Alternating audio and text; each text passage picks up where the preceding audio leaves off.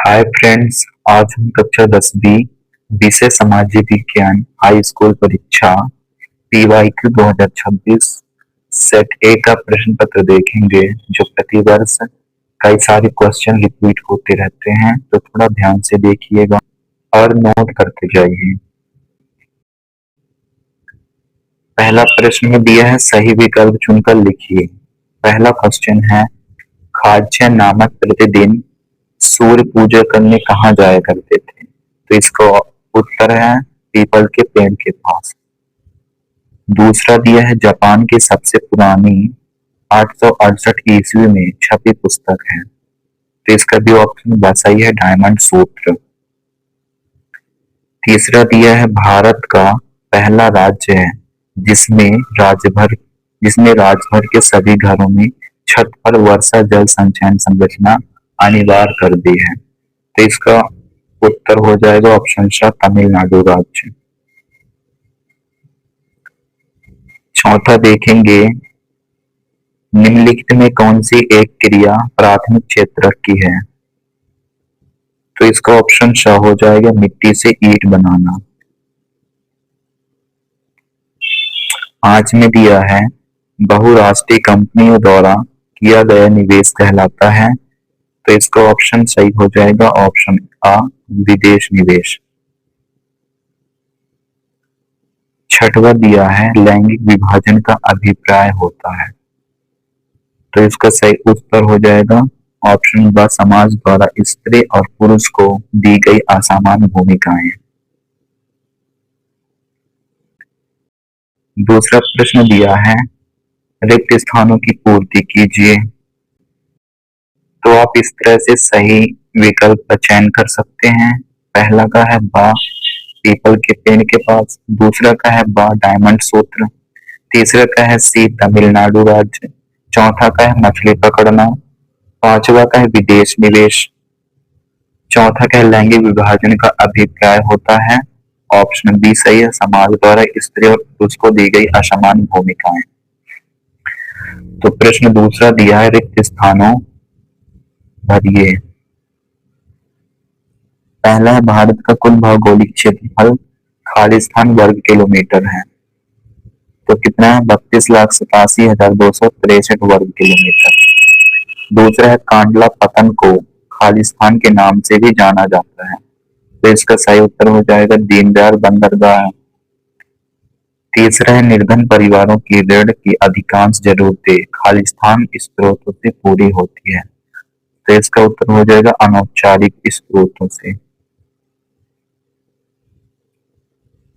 चौथा दिया है, स्मिथ फील्ड में लंदन का सबसे पुराना खालिस्तान बाजार था, तो पशुधन बाजार था। पांच में दिया है, नारी शक्ति वदत अधिनियम वर्ष खालिस्तान में पारित किया गया, तो 2023 में यह पारित किया गया। चौथा है, विनोबा भावे द्वारा शुरू किए गए भूदान ग्रामदान आंदोलन को खालिस्तान क्रांति का नाम भी दिया गया, तो रक्तहीन क्रांति। तीसरा दिया है, असत्य असत्य लिखिए। पहला है, औसत आय को राष्ट्रीय आय भी कहा जाता है, तो यह असत्य है क्योंकि प्रति व्यक्ति आय कहा जाता है। इंग्लैंड के कपड़ा व्यवसायी स्टेपलर से ऊन खरीदते थे और उसे सूत काटने वालों के पास पहुंचा देते थे, ये बिल्कुल सत्य है। तीसरा दिया है, ब्राजील के शहर रियो डी जेनेरो में प्रथम अंतरराष्ट्रीय पृथ्वी सम्मेलन हुआ था, तो 3 से 14 जून 1992 में हुआ था। इसका सन याद रखना, 1992 में हुआ था। चौथा है, संवैधानिक प्रावधानों और कानूनों के क्रियान्वयन की देखरेख में न्यायपालिका महत्वपूर्ण भूमिका निभाती है, तो ये सत्य है। पांच में दिया है, ज्यूसेपी मेत्सनी फ्रांस का एक क्रांतिकारी था, तो यह असत्य है, यह इटली का क्रांतिकारी था। छठवां में दिया है, बेल्जियम में 2% लोग जर्मन बोलते हैं, तो यह असत्य है, 1% लोग जर्मन बोलते हैं।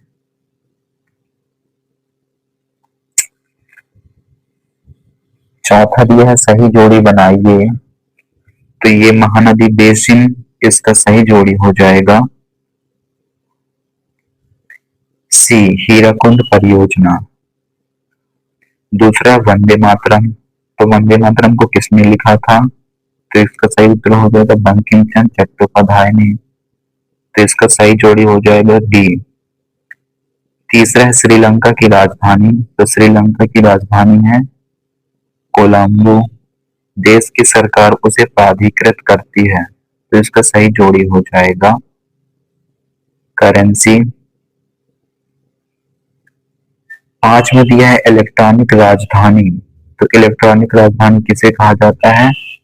तो बेंगलुरु शहर को कहा जाता है। छठवें में दिया है वर्नाकुलर प्रेस एक्ट। तो यह सन 1878 में लागू हुआ था। तो इस तरह से आप सही जोड़ी बना लीजिए। ये इसका सही उत्तर है। प्रश्न 5 में आते हैं। एक शब्द वाक्य में उत्तर लिखिए। पहला है सरकार का कौन सा रूप बेहतर है? तो इसका उत्तर है लोकतंत्र। दूसरा है विश्व की सबसे लंबी राजमार्ग सुरंग का नाम लिखिए। तो इसका उत्तर है अटल सुरंग। तीसरा है प्रतिरक्षा और विदेशी मामले कौन सी सूची में शामिल होते हैं? तो यह संघ सूची में शामिल होता है।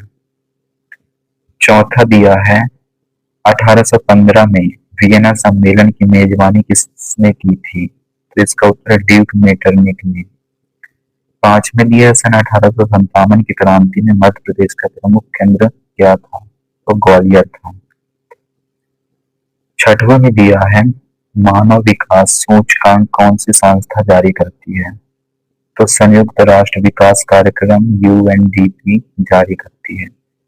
छठवा में दिया है सूचना का अधिकार क्या है? Right to information. भारत का एक कानून जो नागरिकों को सरकारी विभागों सार्वजनिक संस्थाओं से कोई भी जानकारी मांगने का अधिकार देता है।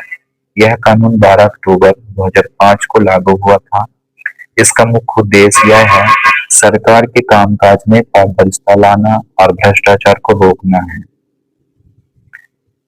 अथवा का प्रश्न देखते हैं। उपभोक्ता शोषण के कोई दो प्रकार लिखिए। तो इसका उत्तर है मूल शोषण, निर्धारित या वास्तविक कीमत से अधिक मूल्य वसूलना, और गुणवत्ता शोषण, घटिया, मिलावटी या नकली वस्तु बेचना है। इसके अलावा मापतौल में कमी और भ्रामक विज्ञापन भी इसके अन्य रूप होते हैं। साथ में दिया है संसाधन क्या है? तो इसका उत्तर है पर्यावरण में उपलब्ध प्रत्येक वस्तु या साधन संसाधन कहलाता है जिसका उपयोग मनुष्य अपनी आवश्यकताओं इच्छाओं की पूर्ति करने और अपने जीवन को आसान बनाने के लिए करता है, संसाधन कहलाता है। तो इस तरह से आप उत्तर लिख सकते हैं। अथवा का प्रश्न देखते हैं। सतत पोषणीय आर्थिक विकास का क्या अर्थ है? तो इसका आंसर है जो पर्यावरण को बिना नुकसान पहुंचाए वर्तमान पीढ़ी की जरूरतें पूरी करता है और भविष्य की पीढ़ियों के लिए प्राकृतिक संसाधनों को सुरक्षित रखता है, सतत पोषणीय आर्थिक विकास कहलाता है। 8 में दिया है लोकतंत्र में नागरिकों की क्या भूमिका है? किन्हीं दो बिंदुओं के नाम लिखिए। तो इसका उत्तर है अपने मताधिकार का सही उपयोग करके योग्य प्रतिनिधियों को चुनना, सरकार के कार्यों पर नजर रखकर उसे उत्तरदायी बनाना है। अथवा का प्रश्न देख लेते हैं। लोकतंत्र में निर्णय लेने में देरी के कोई दो कारण लिखिए। लोकतंत्र में निर्णय लेने में देरी का मुख्य कारण विचार विमर्श और सबकी सहमति प्राप्त करने की अनिवार्यता है। लोकतांत्रिक व्यवस्था तानाशाही की तरह एक व्यक्ति के आदेश पर नहीं चलती, बल्कि इसमें एक तय कानूनी प्रक्रिया का पालन किया जाता है। 9 में दिया है बाघ परियोजना या प्रोजेक्ट टाइगर क्या है? तो इसका उत्तर प्रोजेक्ट टाइगर भारत सरकार द्वारा 1 अप्रैल 1973 को शुरू किया गया था। यह एक प्रमुख वन्यजीव संरक्षण परियोजना है।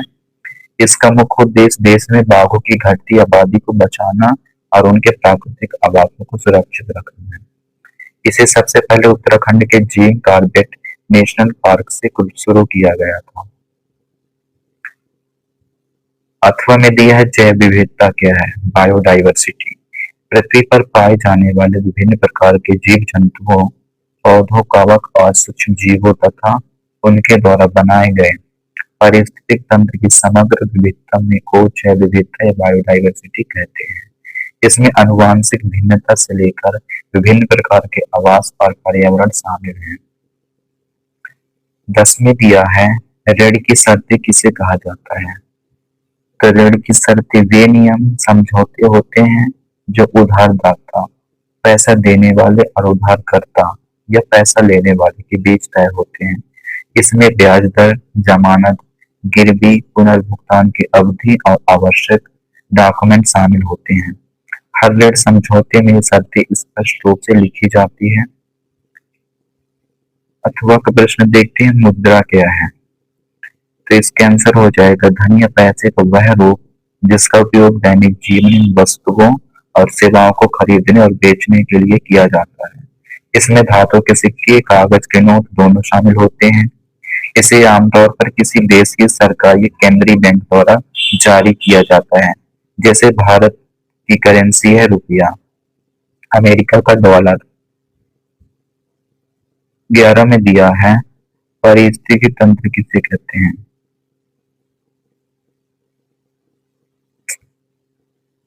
तो पारिस्थितिकी तंत्र एक ऐसी प्राकृतिक व्यवस्था है जिसमें किसी क्षेत्र के सभी जीव, पेड़ पौधे, जीव जंतु और सूक्ष्म जीव आपस में तथा अपने आसपास के निर्जीव पर्यावरण, वायु, जल, मिट्टी और सूर्य का प्रकाश के साथ मिलकर एक सुचारू और संतुलित इकाई के रूप में परस्पर क्रिया करते हैं, पारिस्थितिकी तंत्र कहलाते हैं। 18 में दिया है भारतीय वन्य जीव लक्षण अधिनियम 1972 के दो मुख्य प्रावधान लिखिए। तो पहला है शिकार पर प्रतिबंध, वन्य जीवों के शिकार पर पूर्ण प्रतिबंध विशेषकर संकटग्रस्त प्रजातियों का। दूसरा संरक्षित क्षेत्रों का गठन, राष्ट्रीय उद्यानों, नेशनल पार्क्स, वन्य जीव अभ्यारण्य, सेंचुरी जैसे क्षेत्रों की स्थापना करना। 12 में दिया है विदेशी व्यापार क्या है।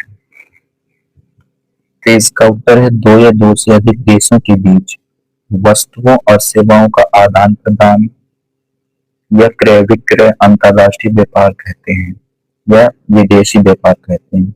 इसके जरिए एक देश अपनी जरूरत का सामान दूसरे देश से मांगता है और अपने यहाँ बचा हुआ अतिरिक्त सामान दूसरे देश को बेच देता है। तो इस तरह से विदेशी व्यापार कहलाता है।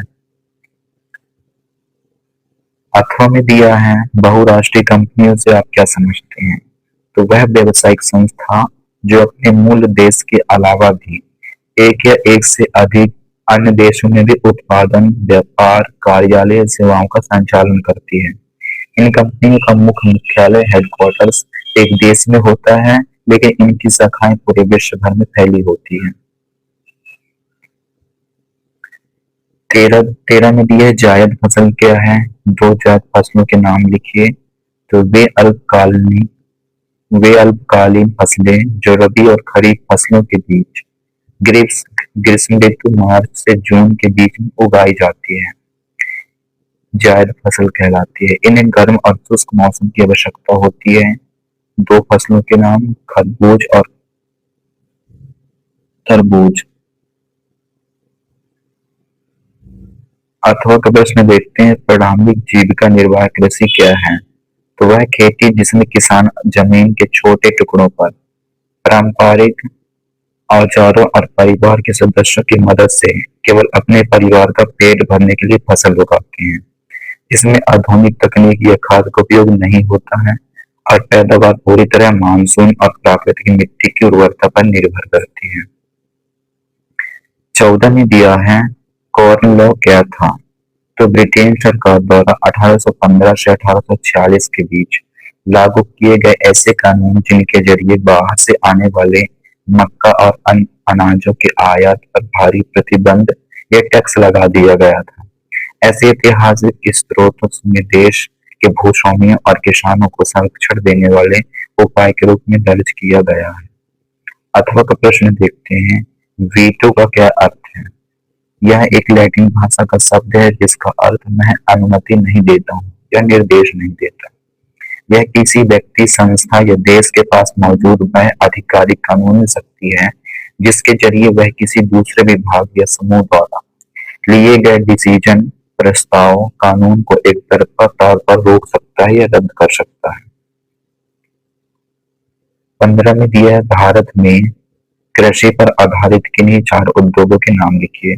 सूती, चीनी, जूट, खाद्य, ये सभी उद्योग अपने कच्चे माल के लिए प्रत्यक्ष रूप से कृषि उपज पर निर्भर करते हैं। अथवा का प्रश्न देखते हैं, विनिर्माण क्या है या मैन्युफैक्चरिंग। कच्चे माल को श्रम, मशीनों, औजारों और तकनीक की सहायता से अधिक मूल्यवान और उपयोगी तैयार उत्पादों में बदलने की प्रक्रिया को विनिर्माण कहते हैं। यह द्वितीय आर्थिक गतिविधि है जो वस्तुओं का बड़े पैमाने पर उत्पादन करती है। 16 में दिए संघीय शासन व्यवस्था की 2 विशेषताएं लिखिए। तो पहला है सत्ता का विभाजन। इसमें शासन की शक्ति किसी एक जगह पर केंद्रित नहीं होती, बल्कि केंद्र सरकार और राज्य के बीच स्पष्ट रूप से विभाजित होती है। दूसरा, संविधान की सर्वोच्चता। देश का संविधान सर्वोच्च कानून होता है।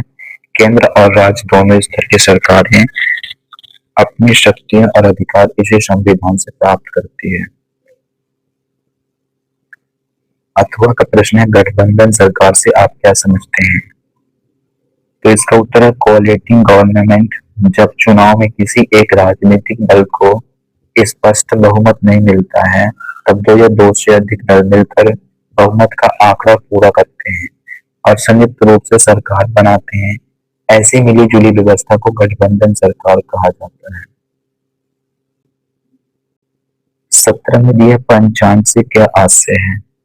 तो यह हिंदू ज्योतिष और काल गणना समय मापने की पारंपरिक पद्धति है, जिसके माध्यम से किसी भी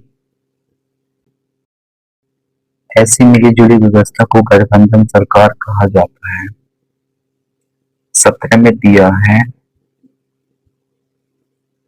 पंचांग, यह हिंदू ज्योतिष और काल गणना समय मापने की पारंपरिक पद्धति है, जिसके माध्यम से किसी भी दिन की खगोलीय स्थिति का, व्रत, त्योहार और शुभ मुहूर्त की जानकारी मिलती है। अथवा का प्रश्न है, गाथा गीत से क्या आशय है।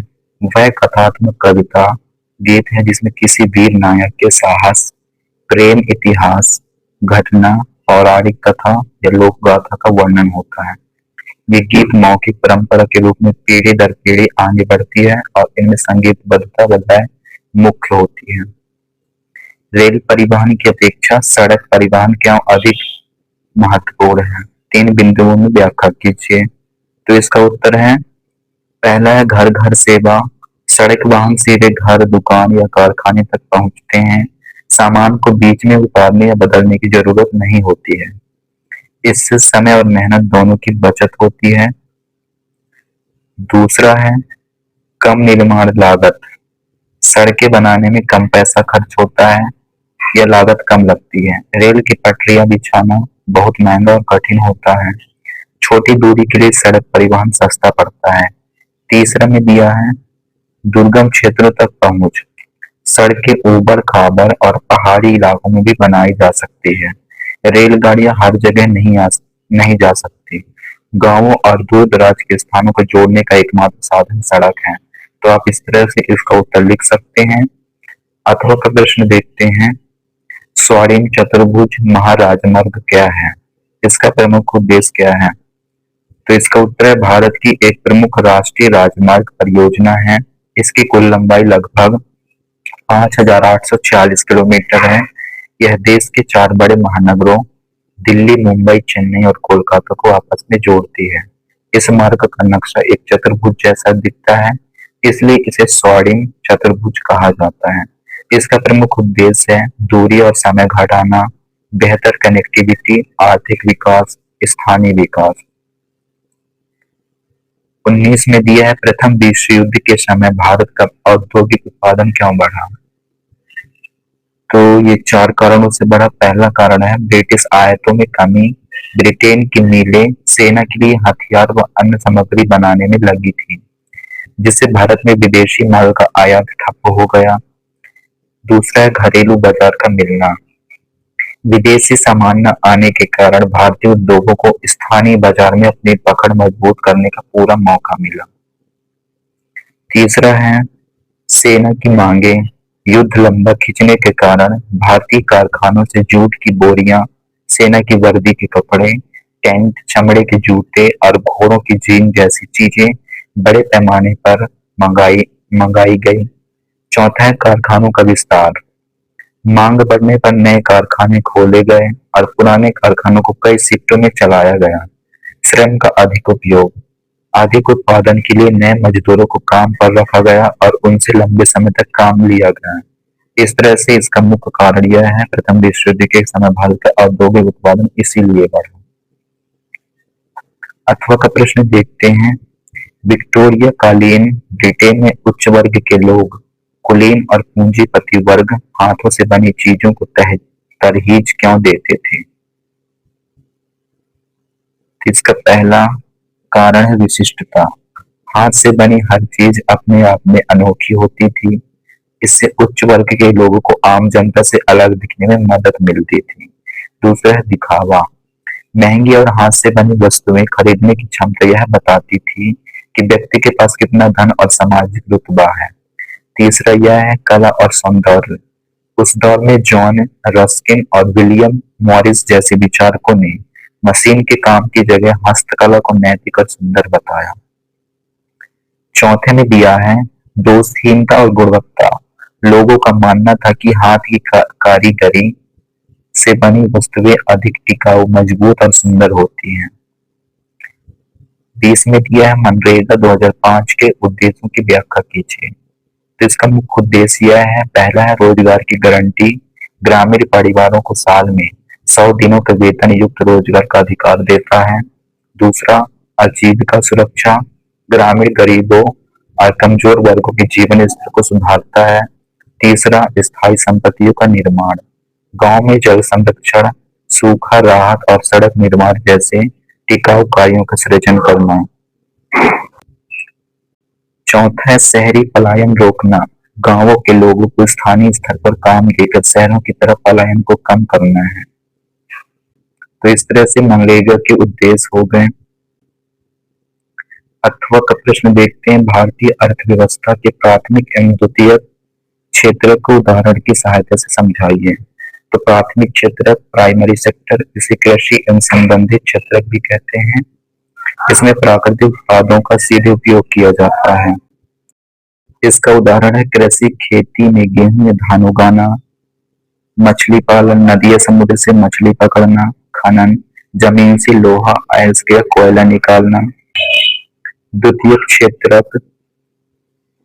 क्षेत्रक या सेकेंडरी सेक्टर, जिसे औद्योगिक क्षेत्रक भी कहा जाता है। इसमें प्राकृतिक प्राथमिक उत्पादों को कारखानों में प्रक्रिया द्वारा नए रूप में बदला जाता है। इसका उदाहरण है गन्ना से गुड़, चीनी। खेत में उगाया गया गन्ना प्राथमिक उत्पाद है और कारखाने में उससे चीनी बनाना द्वितीयक कार्य है। 21 में दी है दल व्यवस्था क्या है। भारतीय राजनीति में दल व्यवस्था का महत्व स्पष्ट कीजिए। ऐसे संगठित राजनीतिक समूहों का ढांचा जो चुनाव लड़ने, सत्ता प्राप्त करने और नीतियों बनाने के लिए आपस में प्रतिस्पर्धा करते हैं। जनता की नुमाइंदगी, विभिन्न जातियों, धर्मों, भाषाओं और क्षेत्रों के हितों को राष्ट्रीय मंच पर जगह मिलती है। सरकार का गठन, चुनाव के जरिए बहुमत प्राप्त दल या गठबंधन सरकार चलाते हैं।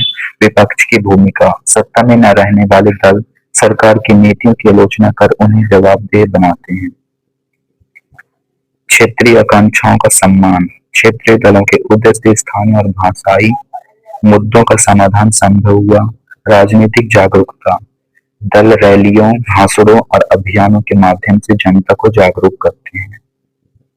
अथवा का प्रश्न है, लोकतंत्र में राजनीतिक दलों के किन्हीं 4 कार्यों की व्याख्या कीजिए। पहला है चुनाव लड़ना। दल अपने उम्मीदवार खड़ा करते हैं और चुनाव लड़कर सत्ता हासिल करने की कोशिश करते हैं। दूसरा है सरकार बनाना और चलाना। बहुमत पाने वाला दल सरकार बनाता है और देश के प्रशासन व नीतियों का संचालन करता है। तीसरा है विपक्ष की भूमिका निभाना। चुनाव हारने वाले दल विपक्षी दल बनते हैं। वे सरकार की गलत नीतियों की आलोचना कर उस पर अंकुश रखते हैं। चौथा है जनमत का निर्माण करना। राजनीतिक दल देश के विभिन्न मुद्दों को उठाकर जनता को जागरूक करते हैं और जनमत तैयार करते हैं। 22 में दिया है निम्नलिखित को समझाइए। इसमें सिर्फ कोई दो को समझाना है। तो पहला है सविनय अवज्ञा आंदोलन। सविनय अवज्ञा आंदोलन महात्मा गांधी के नेतृत्व में 12 मार्च 1930 को अंग्रेजों के विरुद्ध शुरू किया गया था। यह एक बड़ा शांतिपूर्ण जन आंदोलन था। इसका अर्थ बिना हिंसा के पूरी विनम्रता के साथ अन्यायपूर्ण ब्रिटिश कानूनों का न मानना था। इसकी शुरुआत गांधी जी की प्रसिद्ध दांडी यात्रा और नमक कानून तोड़ने से हुई थी। बामेदी है बारडोली सत्याग्रह। बारडोली सत्याग्रह भारतीय स्वतंत्रता संग्राम के दौरान वर्ष 1928 में गुजरात के सूरत जिले के बारडोली तालुका में हुआ एक प्रमुख और सफल किसान आंदोलन था। इस आंदोलन का नेतृत्व वल्लभ भाई पटेल ने किया था, जिसका